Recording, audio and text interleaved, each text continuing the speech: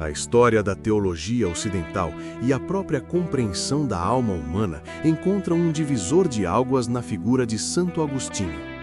Nascido em Tagaste, no norte da África, Agostinho não foi um santo desde o berço. Pelo contrário, sua trajetória é a crônica de uma busca desesperada por sentido em um mundo de sombras, antes de ser capturado pela luz de Jesus.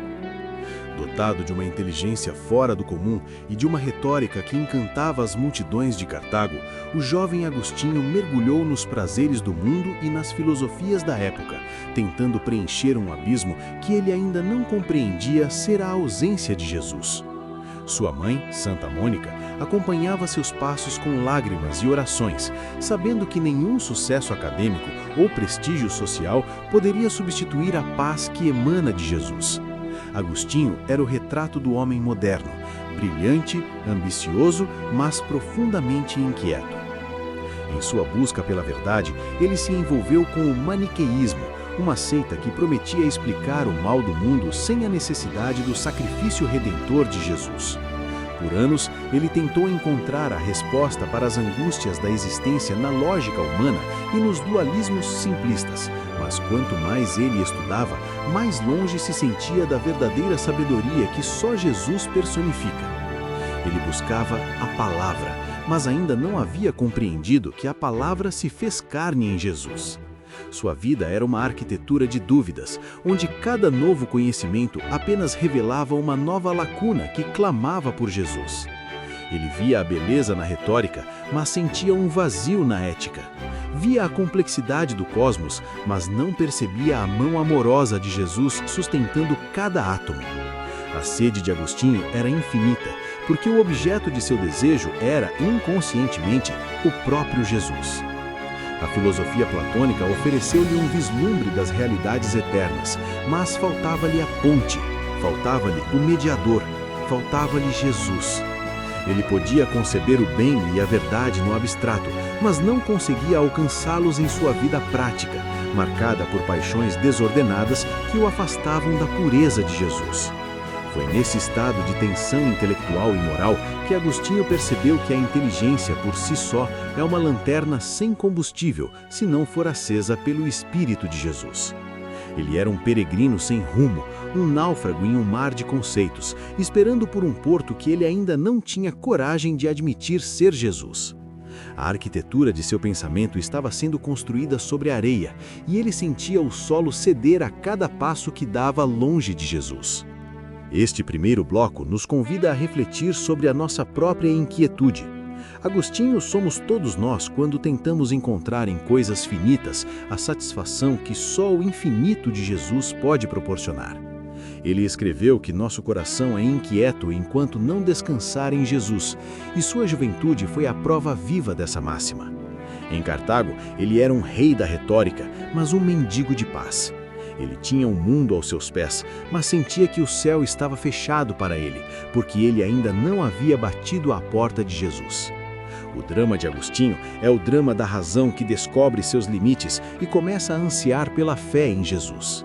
Ele estava prestes a cruzar o Mediterrâneo rumo a Roma e Milão, sem saber que em cada porto, em cada sala de aula e em cada jardim, a sombra misericordiosa de Jesus o aguardava para uma rendição que mudaria a história do mundo.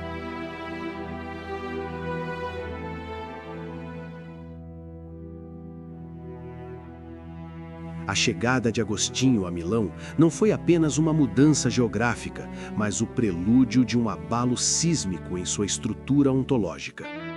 Naquela metrópole vibrante, ele ocupava o prestigioso cargo de professor de retórica da corte imperial, uma posição que representava o ápice do reconhecimento social.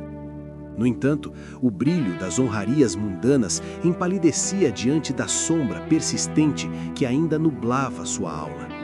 Foi neste cenário que ele cruzou o caminho de Ambrósio, o bispo de Milão, cuja eloquência não era apenas técnica, mas transbordava a autoridade daquele que é a própria verdade. Agostinho, que antes desprezava as Escrituras por considerá-las simples demais, começou a perceber, através das pregações de Ambrósio, que por trás da letra existia um espírito vivo, uma inteligência divina que falava diretamente ao coração humano. A barreira intelectual de Agostinho começou a ruir. Ele passou a ver que o cristianismo não era uma fábula para mentes débeis, mas a síntese suprema de toda a filosofia que ele tanto buscara.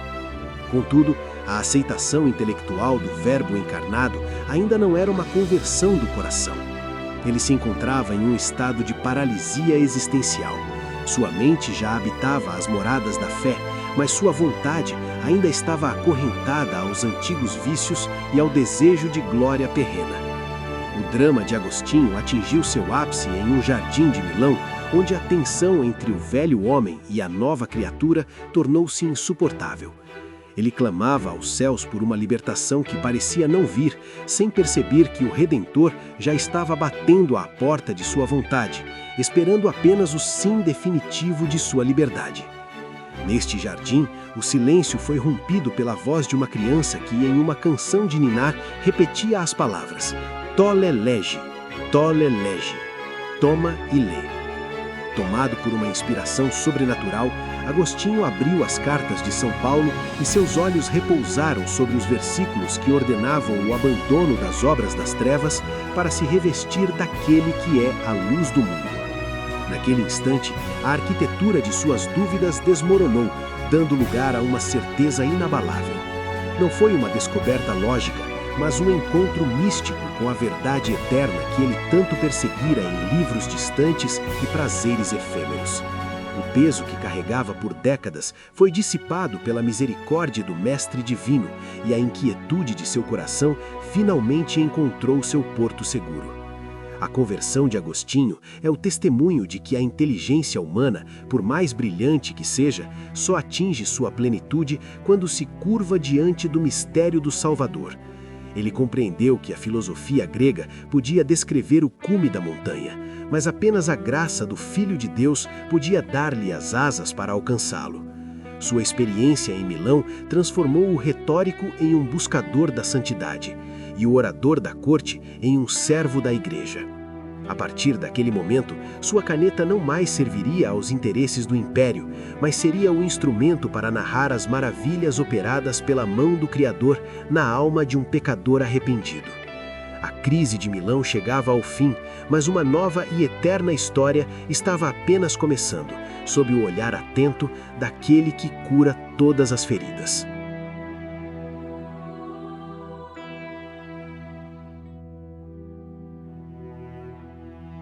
A Páscoa de 387 d.C. não foi apenas uma data no calendário imperial. Foi o momento em que o filho das lágrimas de Santa Mônica finalmente emergiu das águas batismais como um herdeiro do reino.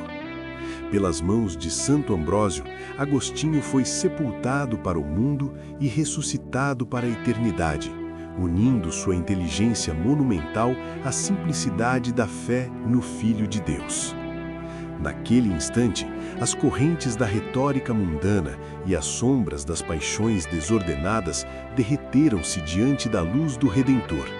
Agostinho não era mais o professor da corte, mas um humilde discípulo do caminho, alguém que descobriu que a verdadeira liberdade reside na obediência amorosa à vontade suprema. A alegria que inundou sua alma era o reflexo de um céu que celebrava o retorno de um peregrino que, após longas décadas de exílio intelectual, finalmente reconhecia a voz do seu verdadeiro pastor. Com o coração renovado, o novo cristão preparou seu retorno à África proconsular, desejando levar a luz que recebera aos seus compatriotas. No entanto, o caminho da santidade é frequentemente pavimentado por renúncias profundas. Em Óstia, no porto de Roma, enquanto aguardavam o navio que os levaria de volta, Agostinho e sua mãe, Mônica, compartilharam um momento de êxtase místico que ficou eternizado na história da espiritualidade. Debruçados em uma janela que dava para o jardim da casa, eles transcenderam as palavras humanas para tocar, ainda que por um breve instante, a orla da sabedoria eterna. Mônica, vendo sua missão cumprida e seu filho finalmente entregue aos braços do Salvador, sentiu que sua presença na terra não era mais necessária. Poucos dias depois, ela partiu para a morada do Pai, deixando em Agostinho um vazio humano que só poderia ser preenchido pela esperança da ressurreição prometida pelo vencedor da morte. A morte de Mônica foi o batismo de dor que consolidou a transformação de Agostinho. Ele compreendeu que a jornada para Jerusalém Celeste exige o desapego das afeições mais puras da terra para que o amor ao Criador seja absoluto.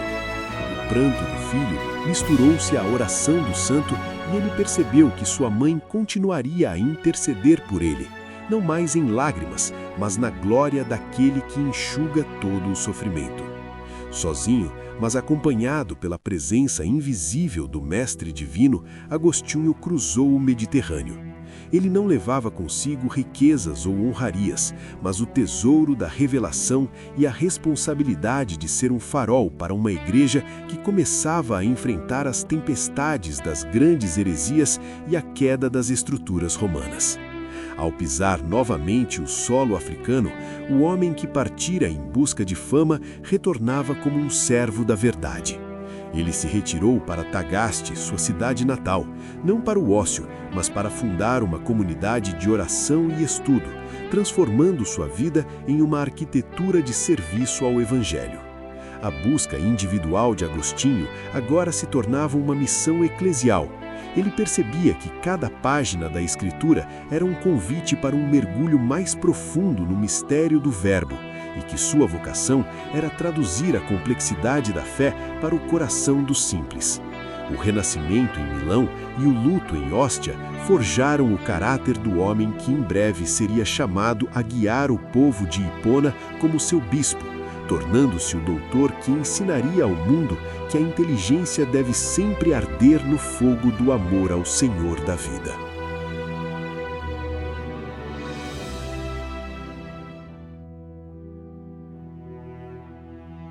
A vida de Agostinho em Hipona não foi o retiro de silêncio que ele planejara, mas um campo de batalha espiritual onde sua inteligência se tornou a muralha da igreja. Aclamado pelo povo, ele aceitou o fardo do episcopado não por desejo de poder, mas por uma submissão total ao bom pastor. Em uma África dividida por conflitos teológicos, Agostinho emergiu como o defensor da unidade. Ele compreendeu que a cátedra do bispo não era um trono de honra, mas um balcão de serviço aos pobres e um tribunal de misericórdia. Diariamente, ele mediava disputas civis, alimentava os famintos e, acima de tudo, nutria as almas com a exegese profunda das Escrituras, revelando em cada versículo a face daquele que é a palavra da vida. Sua caneta tornou-se o instrumento mais eficaz na proteção do rebanho contra as heresias que ameaçavam dilacerar o corpo místico. Ao enfrentar o donatismo, Agostinho clarificou que a santidade dos sacramentos não depende da perfeição do ministro, mas da dignidade infinita do sumo sacerdote que age através de mãos imperfeitas. Ele ensinou que a igreja é um jardim onde o trigo e o joio crescem juntos até a colheita final, mantidos unidos pela caridade do Mestre Divino. Na batalha contra Pelágio, ele aprofundou o mistério da graça com tal maestria que recebeu o título de Doutor da Graça. Ele refutou a soberba humana que acreditava poder alcançar a salvação por forças próprias, lembrando que cada passo rumo ao bem é um dom gratuito do Pai das Luzes e que nossa vontade só é verdadeiramente livre quando libertada pelo toque do Redentor. Enquanto Agostinho estruturava o pensamento cristão, o mundo exterior desmoronava. Em 410 d.C., o saque de Roma pelos visigodos chocou as fundações da civilização. O eterno Império Romano estava em chamas, e muitos culpavam a ascensão da fé cristã pela queda das antigas glórias. Foi nesse cenário de apocalipse cultural que Agostinho escreveu A Cidade de Deus. Por 13 anos, ele trabalhou nesta obra monumental que não era apenas uma defesa do cristianismo, mas uma teologia da história. Ele descreveu o drama humano como a tensão entre duas cidades, a terrena, baseada no amor de si até o desprezo de Deus, e a celeste, baseada no amor de Deus até o desprezo de si. Ele ensinou que enquanto os reinos temporais sobem e descem na poeira do tempo, o reino da verdade eterna permanece inabalável, governado por aquele que é o Rei dos Reis. O episcopado de Agostinho transformou Hipona no farol intelectual do Ocidente. Ele não escrevia de uma torre de marfim, mas no calor das necessidades de sua gente, respondendo a cartas de todo o império e resolvendo os dilemas éticos de sua época. Ele via a arquitetura da sociedade não como uma estrutura de pedras, mas como uma rede de amores ordenados. Para Agostinho, a paz é a tranquilidade da ordem, e essa ordem só é possível quando o coração humano repousa na luz do mundo. Mesmo quando as fronteiras de Roma recuavam, Agostinho expandia as fronteiras da mente cristã, preparando a igreja para atravessar a longa noite que se aproximava. Sua liderança era a prova de que a verdadeira autoridade nasce da humildade de quem se reconhece como um simples mendigo da misericórdia do Salvador.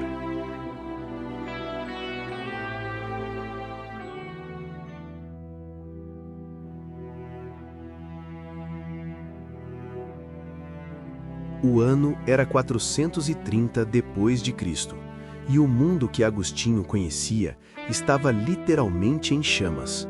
Hipona, sua amada diocese, estava cercada pelas hordas dos vândalos, e os gritos de guerra do lado de fora das muralhas contrastavam com o silêncio orante que reinava nos aposentos do bispo. Aos 76 anos, Agostinho sentia que o seu tempo na cidade terrena estava chegando ao fim.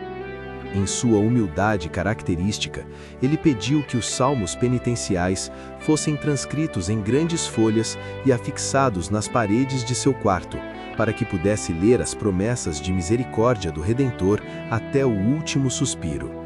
Mesmo diante da destruição iminente de sua biblioteca e de sua igreja, ele permanecia imperturbável, pois sabia que a verdadeira arquitetura de sua vida estava construída sobre a rocha que é o Filho de Deus. Agostinho não temia a morte, pois havia passado a vida inteira aprendendo a morrer para si mesmo. Enquanto a febre consumia suas forças físicas, sua mente continuava a repousar no Mestre Divino. Ele via o colapso do Império como um parto doloroso de uma nova era, onde a Igreja seria a guardiã da sabedoria que ele tanto se esforçou para sistematizar. Ele não deixou testamento material, pois, como discípulo da pobreza eterna, não possuía nada além das roupas que vestia e dos pergaminhos que continham sua alma. No dia 28 de agosto, em meio às preces de seus irmãos, o coração inquieto de Agostinho finalmente parou de bater para encontrar o descanso absoluto nos braços do Salvador. Ele partiu para Jerusalém Celeste no exato momento em que as estruturas humanas ao seu redor pareciam desmoronar, provando que a fé em Cristo é a única vitória que o mundo não pode consumir.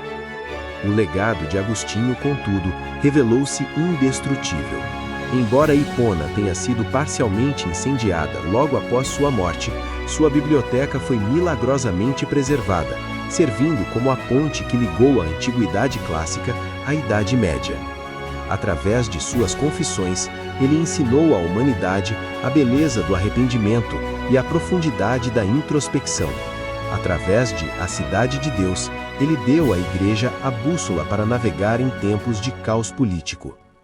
Agostinho tornou-se o mestre de todos os que buscam a síntese entre a razão exigente e a fé ardente.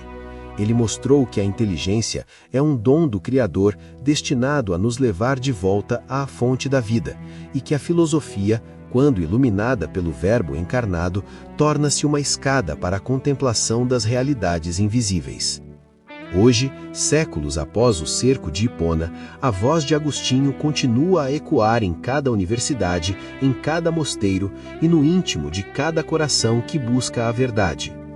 Ele é o arquiteto do pensamento cristão ocidental, o homem que transformou sua própria fraqueza em uma narrativa da glória do Senhor.